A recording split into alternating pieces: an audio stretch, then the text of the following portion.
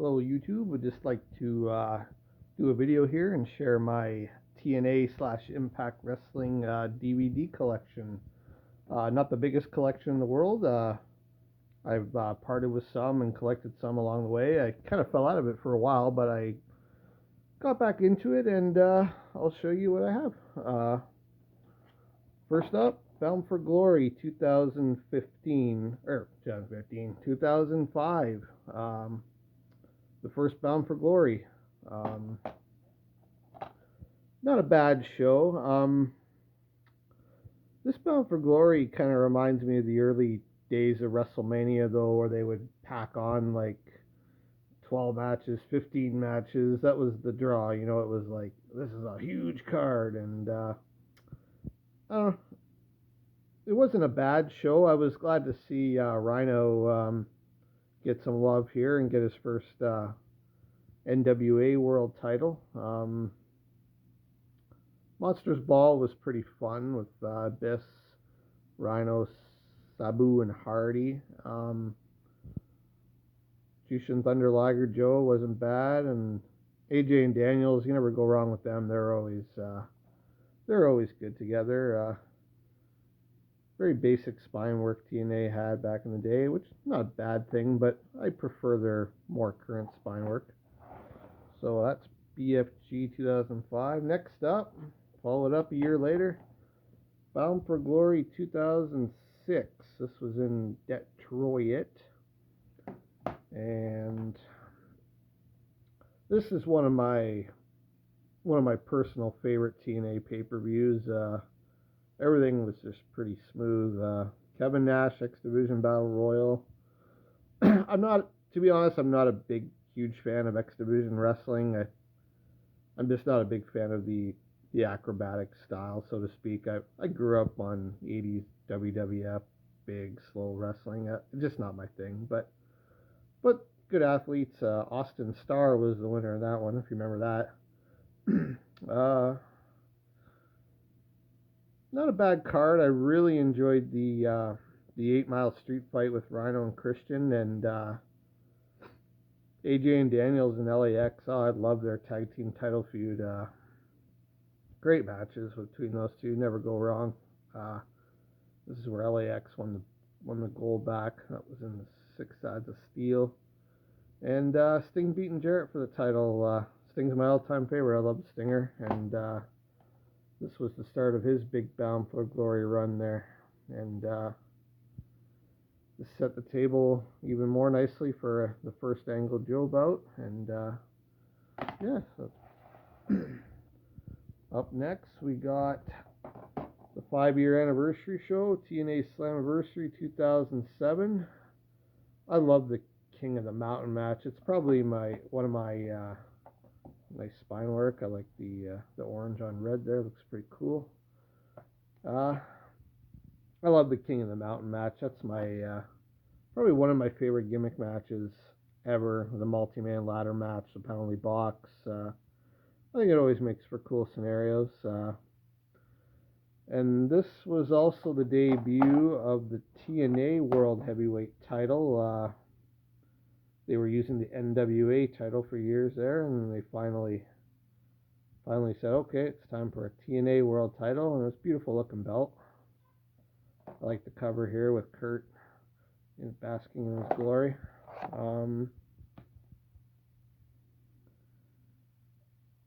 Yeah, it was a pretty good card. This was the last time too that Stinger did his iconic entrance from the rafters there. That was pretty cool. Short match with Daniels. Good match, but short. Biss and Tomko, they had a fun no DQ match. Team 3D against Rick Steiner and Animal. It was supposed to be Scotty, and then he ended up getting really hurt bad in Puerto Rico. Almost lost his life. But so Animal filled in on short notice, and Shelley and Backlund was fun. Man, Bob Backlund, you gotta respect him, keep it in shape after all these years. He looked great. Yeah, so this is easily one of my favorite King of the Mountain matches, though. Angle and Joe and Styles, and Harris was the surprise. I think it was supposed to be Jarrett at one point, and then he pulled out because I can't remember if his wife passed or she was close to dying, but Chris Harris was a nice fill-in. Up next, a couple months later, we got Genesis 2007. Pretty basic spine work. This show, I don't even know why I kept this one in the collection all these years. It had some bright spots. The main bright spot being the ladder match between Christian Cage and Kaz. I thought that was a star-making performance for Kaz, and he won. This was also Team 3D time where they were feuding with the X Division. That was kind of a funny angle. AJ and Tomko against the Steiner brothers. I'm always a big WCW fan. I'll always mark out seeing the WCW guys on TNA. This main event though just screams WCW. I mean, minus Kurt Angle. I mean, you got Angle and Nash. Angle's a world champ against Sting and the debuting Booker T.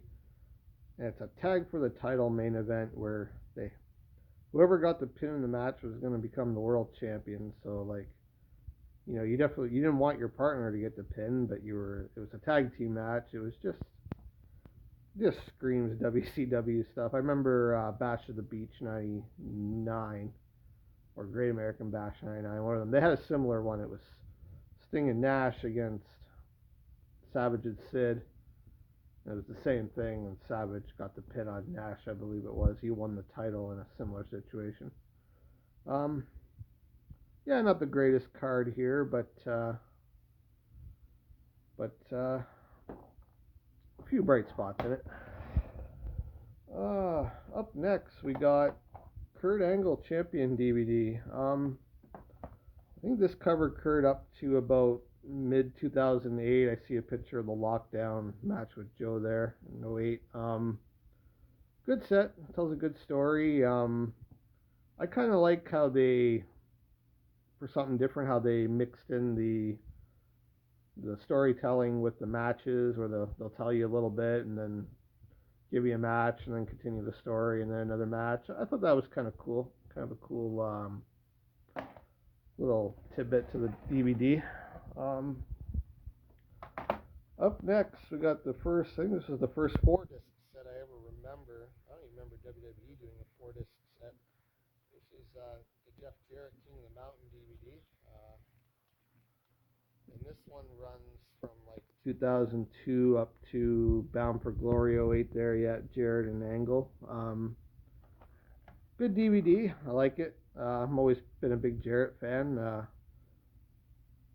Similar layout to the Angle one. He tells a story, when they show a match, tells a story, do a match. Good set if you're a fan of Jarrett. I've always respected Double J's work. I've always thought he's been a solid worker. And I'm never going to say, he was the biggest draw or anything, but I'll call myself a Double J fan. I really like the Raven match on here. That was a good one. The Kurt Angle match was really good. You can never go wrong with Kurt.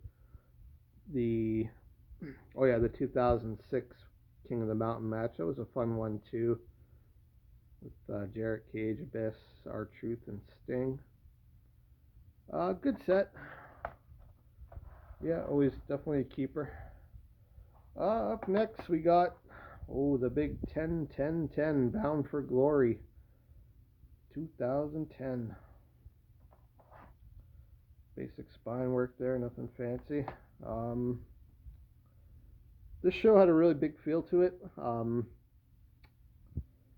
A lot of it I did find kind of forgettable. I really enjoyed the Abyss RVD Monsters Ball match. That was a good one. I thought that was one of RVD's better TNA matches. A lot of the rest of the card was kind of meh. Pretty cool seeing the Bucks though in the opener here against Motor City Machine Guns. I mean, that's pretty rare. Lethal Lockdown, I don't remember that one being that great either. I remember it just being kind of meh, nothing special. I know they put EB2 over the young guys too. That was just kind of, yeah. The main event was pretty good. I mean, you smelt the Hogan Bischoff turn a mile away, but I don't think too many people did see the Jeff Hardy turn coming. But it's too bad Jeff couldn't stay clean. I thought he had a promising heel run going there, but it is what it is. 10, 10, 10. Up next, we're jumping all the way to 2014 here. This is the only one night only DVD I have. It's one night only old school. It was in 2014. Nice spine work there with Joe and Magnus. I like that. I always like the spine work on these later TNA DVDs from like 2013, 14 onward. Old school. I always like when pay-per-views have a theme. So this one was old school, meaning they were kind of relying on some classic rivalries there. Some of them not so classic, such as EC3 and Dewey Barnes. Ray and Dreamer, they had a good little hardcore match. Hardy and Abyss, they always click well too in that environment. Anderson and Angle, I was excited for that one. I didn't see it before I bought the DVD. They had a clearance deal on highspots.com there. I got it for like $14 or something like that. Not a bad little match. I was a little bummed that it was kind of a short match, like maybe 6 minutes, 7 minutes. Kurt kind of hit the angle slam out of nowhere and got the victory. I loved their feud in 2010. That was a great feud. They just didn't kick it into that next gear here in this one. It was just kind of a basic TV match. Roode and Storm, Last Man Standing. That was a pretty fun match from what I remember. Bobby Roode went over there. Great chemistry with these two, whether it's enemies or partners. Never go wrong with those two. And Joe challenging Magnus for the TNA title. It's interesting looking back at Magnus's evolution from how he was booked as Sting called him a paper champion compared to how he is now as a pretty solid world heavyweight champion for the NWA. Good match, merited by interference at the end, unfortunately, but good match until the end. This was just before their lockdown 2014 match, which unfortunately had interference too, and that was that's always been the joke on TNA though, right? They couldn't give you many clean finishes, but that will change. So that's one not only old school. I love the cover with the TNA. I always love that TNA World Heavyweight title, and I like that old school fists in the air kind of fight feel to it. Yeah, good stuff. Up next, we got another Bound for Glory. This one also from 2014. This was in Tokyo, Japan. Nice spine work there with Muda and I can't remember who that is. Great Sonata on the cover. This has always been considered the redheaded stepchild of the Bound for Glories. It's like they just joined up with a company in Japan and said, "Hey, you want to have a show? Let's have a show together. We'll call it Bound for Glory." So many of their top guys weren't even there. Like Bobby Roode wasn't there, Kurt wasn't there, Lashley, Hardy probably wasn't even allowed to travel there. I got this for $5 on their site. I thought, why not? Check it out. Not a bad wrestling show. It's just just not Bound for Glory material. A lot of these matches were no build up, no nothing. The three-way was pretty good here with Joe, Loki, and Kaz Hayashi, who some of you might remember from WCW there in the dying days. They were Kaz Hayashi was in that group. Having a brain fart, I don't remember their name. I'm always a hardcore guy. Tommy Dreamer and Abyss versus Team 3. That was a fun little hardcore tag team match. This was the weekend Team 3D got inducted into their Hall of Fame. You look at the main event though, Storm and Sonata, Tajiri and Muta. I mean, that doesn't scream Bound for Glory to me. Like, they should have had it in the States or Canada or the UK somewhere, and given us some main event top guys. Not a bad show if you're just into good matches, but as far as Bound for Glory worthy show, no. Up next we got my guy, the Best of Sting. I did this on pre-order. I like the spine work here. It's pretty nice. You got the classic Sting, and you got the Joker Sting. I love Joker Sting. That was a great run. I was really disappointed that it was just a one disc DVD. I thought it was going to be at least 2, maybe 3. I like the artwork here; it looks really good. I was disappointed, but one thing they really, I thought, did get right was the match selecting. Really good match picks on here. We beat Jarrett for the title, Bound for Glory. Beat Angle the next year in Atlanta, Bound for Glory. Sting and Foley, 2 of my all-time favorites. The Lockdown cage match. Sting and Flair, that was their last match together on Impact. That was a okay little TV match. Nice to see them have one more. Sting, Anderson, and RBD, that was also a cage match. It was a fun little triple threat. It was in a cage. One cool spot there where Sting did the Scorpion and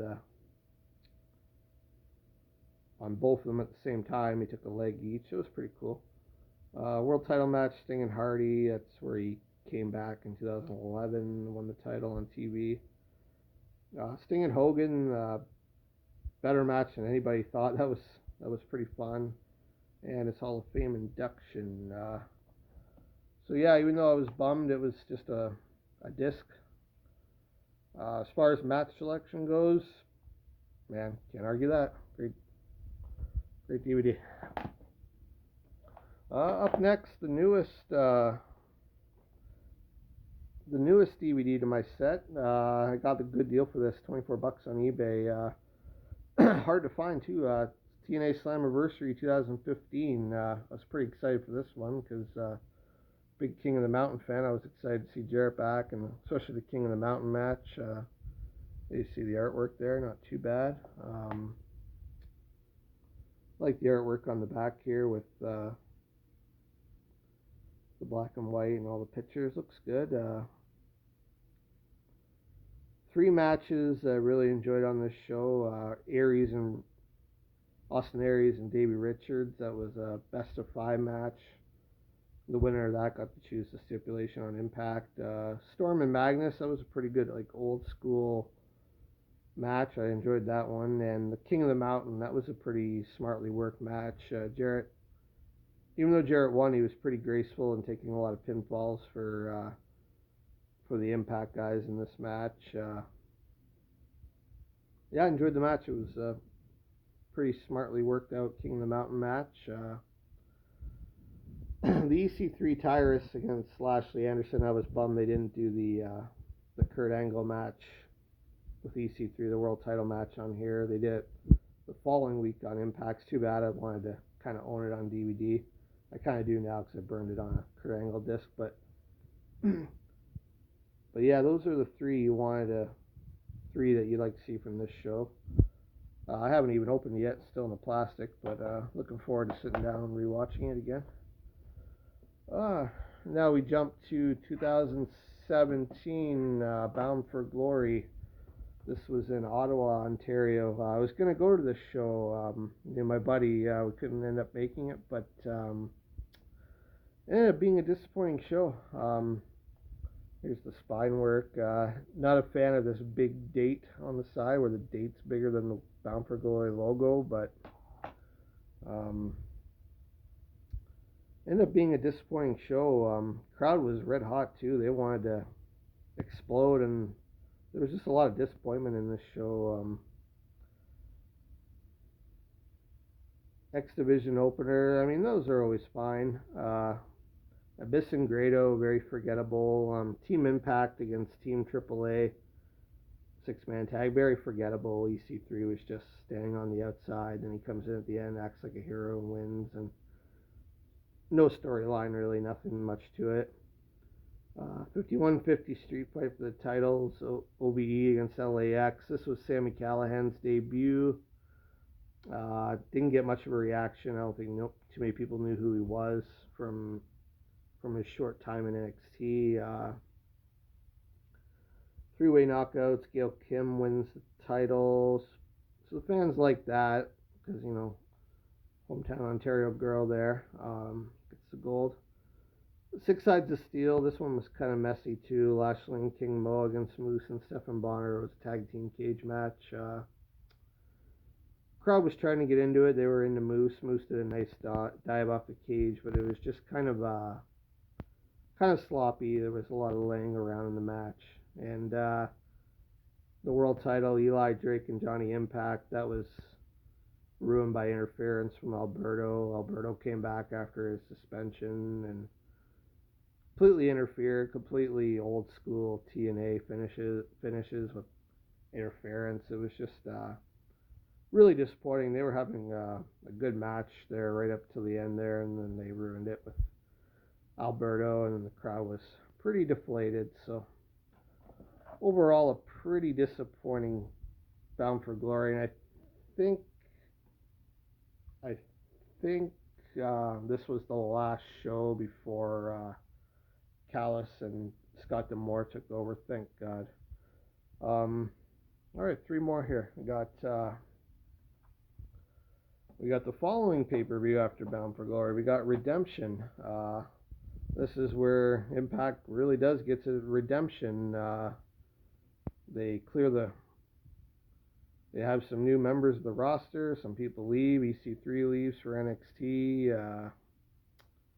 I forget who else, but you got Brian Cage. This is his first pay-per-view. Tessa Blanchard debuts on this pay-per-view.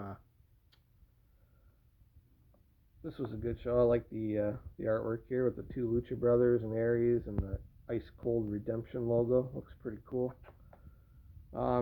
Good show. Good return to pay-per-view for TNA after their disastrous Bound for Glory. And matches we're seeing here, LAX against Eli Drake and Steiner. Good little match. Steiner pulls out the Frankensteiner. The six-man tag, Edwards, Moose, and Dreamer against OBE. Good hardcore match, fun match. The post-match is what's really fun to watch, is like the start of the Eddie Edwards crazy character. It was really good. He beat the holy hell out of Sami Callihan, left him laying. Then he accidentally laid his own wife laying. Really the birth of the Eddie Edwards character, getting more character development here, becoming almost like one of the ECW guys. Sydal and Williams, X Division title. Not a bad little match. Crowd was dead. Crowd was just completely dead. Don't know why, but good little match. And the main event, the Lucha Brothers and Aries, a three-way for the Impact World title. Good match. Crowd was into it. Surprise ending. I don't think many people seen Pentagon taking the title here, and he did. It was fast-paced. It was a rematch from their WrestleCon match when that was the show Alberto no-showed. It was supposed to be Alberto and Aries. And I'll admit I was kind of looking forward to that, but this ended up being a really good main event.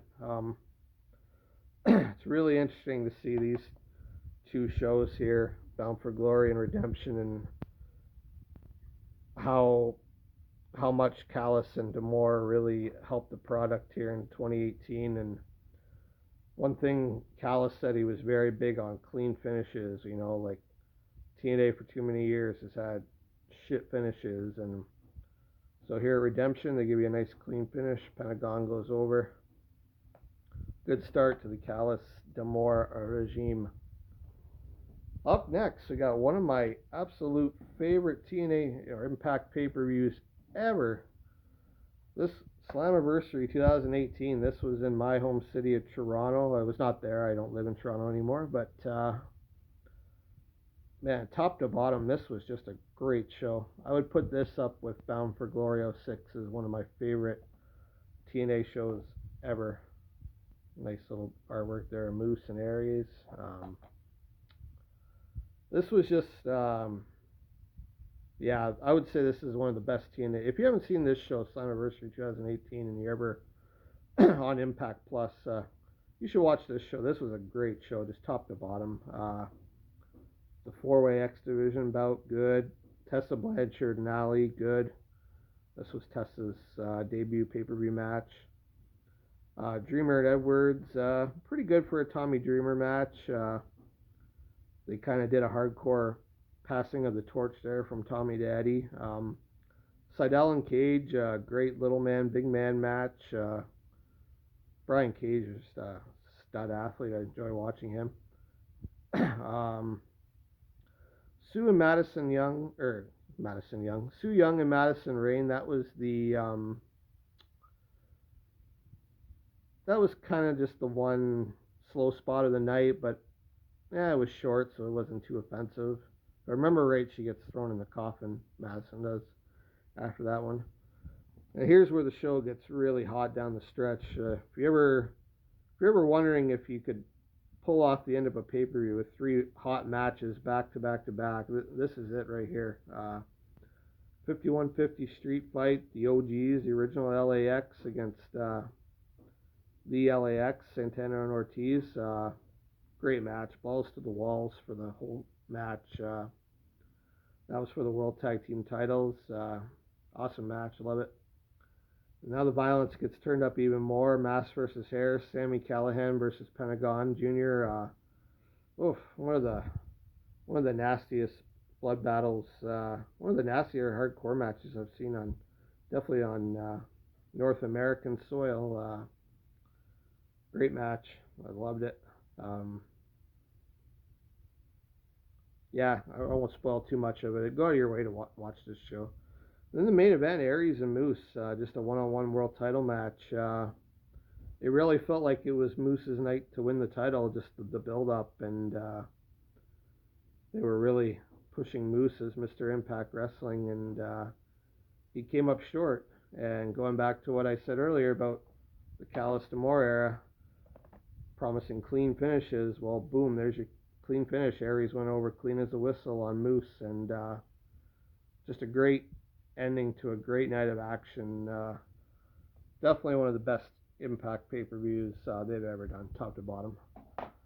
And my last DVD in the set right now, we got Homecoming from January 2019. Some nice spine work here with Cage and Impact. I always like when I like the multicolor theme here they have going on this case too. It's pretty cool. I always like when pay-per-views have a theme to them, and it gives you that reason to tune in. And this was back to their original stomping grounds in Nashville, the fairgrounds. So I was pretty pumped for this show, and it ended up being a good show. Return of the Ultimate X. They hadn't had an Ultimate X match in a while. Rich Swann won that one. Knockouts tag match. Nothing too forgettable, but nothing too spectacular. It wasn't offensive. Moose and Eddie Edwards. That was the Falls Count Anywhere. That was pretty good. I liked it. Well, I think Moose liked using the guardrail a lot in that match. Yeah, it was pretty good. Callahan and Willie Mack. That was a good match. Wasn't your typical Sami Callihan bloodbath style match, but it was good. Both guys brought the intensity. Abyss and Eli Drake.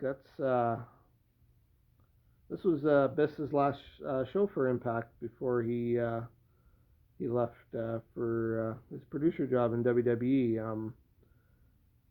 Not the greatest match in the world, but I'm a huge Abyss fan, and it was good to see him get like a final hurrah of sorts in a building where he made his name. This was the match everybody was looking forward to here, the world title, tag team titles, LAX and the Lucha Brothers. Great match. Sorry, I'm running along here. This is the last one. Great 11, 12 minutes of balls to the walls action. My only complaint would have been slightly better with a different finish and maybe a couple more minutes. Finish kind of came out of nowhere, but it was clean. It was good. Just a great match, and they were rewarded by main eventing the following pay-per-view in April. And then you get to the two matches that were more the storyline based matches that did have some shenanigans to them, but they were pretty good. Tessa and Taya and Johnny Impact and Brian Cage, both pretty good. Um, Taya wins the belt here. That's her longest title reign, and Johnny Impact retains. There's a little bit of distractions from his friends in the crowd there, but good match. I like their chemistry together. Really good show overall. I really liked the show, and being back in the asylum there, it was pretty cool. So I love this cover for Homecoming. With all the guys on it there, really cool stuff. So that's gonna wrap it up. That's my TNA collection so far in 2020. Thanks for watching. I'll be building on it again. From Slammiversary here down, these are all ones I've collected this year. So after falling out of it for a while, I definitely got back into it. Thanks for watching. Cheerio.